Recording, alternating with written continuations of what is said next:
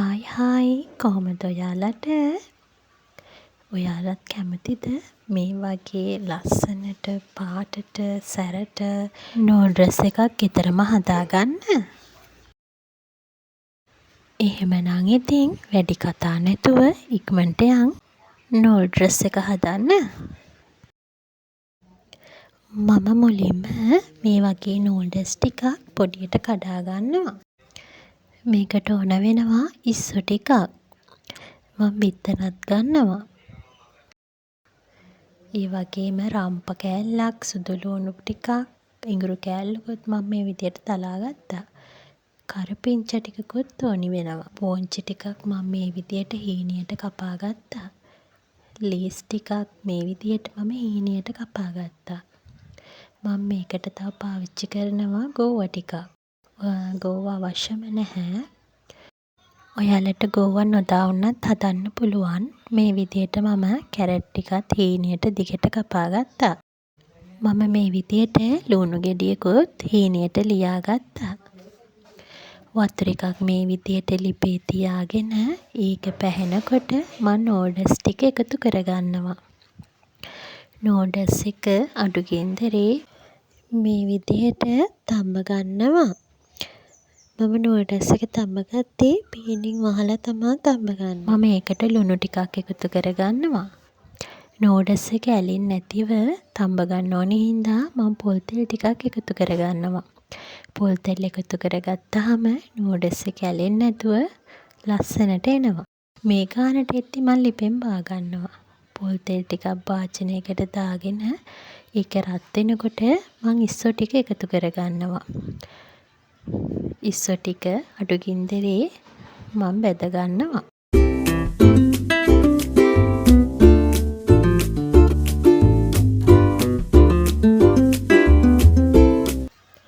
ඉස්සෝ ටික මේ ගානට බෙදෙනකොට මම ඒකට කරපිංචා ටිකක්, රම්ප කෑල්ලක්, සුදු ලුණු ටිකක්, තලාගත්ත ඉඟුරු කෑල්ලත් මේ විදියට එකතු කරගෙන තෙලේ තෙම්පරාදු කරගන්නවා.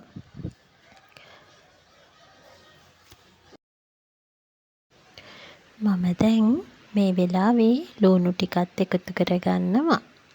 ලුණු ටිකක් දාගෙන අඩු ගින්දරේ මම මේ විදියට තෙම්පරාදු කරගන්නවා.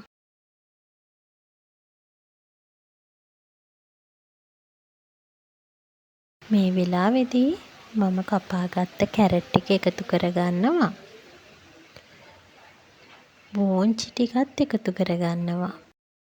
කපාගත්ත ලීස් ටිකත් මේ විදියට මම එකතු කරගන්නවා. ගෝවා ටිකත් මේ විදියට එකතු කරගන්නවා. මම එළවලු ගොඩාක් එකතු කරගන්නේ නැහැ. හැම එකෙන්ම ටික ටික තමයි එකතු කරගන්නේ. අඩු ගින්දරේ මම මේ විදියට එළවලු ටික තෙම්පරාදු කරගන්නවා. කහ කුඩු, කෑලි මිරිස් මම මේ වෙලාවේ එකතු කරගන්නවා. මම කෑලි මිරිස් ටිකක් වැඩිපුර එකතු කරගන්නවා. මම මේක හදන්නේ ටිකක් සැරට. ඔයාලට පුළුවන් කෑලි මිරිස් අඩුවෙන් උනත් එකතු කරගන්න. මම මේ විදිහට හොඳට කලවම් කරගන්නවා. මම මේකට ලුණු කුඩු ටිකකුත් එකතු කරගන්නවා. මම ලුණු ගොඩක් එකතු කරන්නේ නැහැ. නූඩ්ල්ස් එකටත් ලුණු දාපු හින්දා.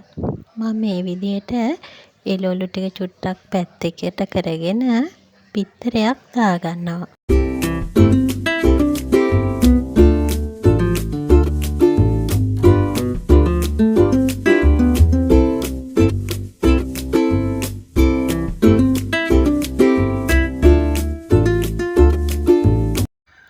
බිත්තරේ මේ විදියට හොඳට කලවම් කරගන්නවා. ඔයාලට පුළුවන් මේකට චිකන් උනත් බැදලා දාගන්න. මම මේ විදිහට නූඩ්ල්ස් ටික එකතු කරගන්නවා. මම නූඩ්ල්ස් එක හොඳට පෙරලා තමයි අරගත්තේ. මේ විදිහට මේ නූඩ්ල්ස් ටික දාගෙන මම හොඳට කලවම් කරගන්නවා එළවලු මිශ්‍රණය. ඔයාලට ඒක හැන්දකින් අමාරු නම් හැන්දි දෙකක් පාවිච්චි කරන්න. මේ විදිහට මම හොඳට කලවම් කරගන්නවා. මේ බලන්නකෝ අපේ නූඩ්ල්ස් එක දැන් හදලා ඉවරයි. හැමදාම හදන විදිහට නැතුව මේ විදිහට චුට්ටක් වෙනස් විදිහට නූඩ්ල්ස් එක හදලා බලන්න. ඉතින් යාළුවනේ ඔයාලා තාම මාව සබ්ස්ක්‍රයිබ්ස් කරලා නැත්නම් සබ්ස්ක්‍රයිබ්ස් කරන්න. මේ වීඩියෝ එකට කැමති නම් ලයික් එකක් දාන්න අමතක කරන්න එපා. මේ වගේම ලස්සන වීඩියෝ එකකින් නැවත හමු වෙමු. සුබ දවසක් වේවා.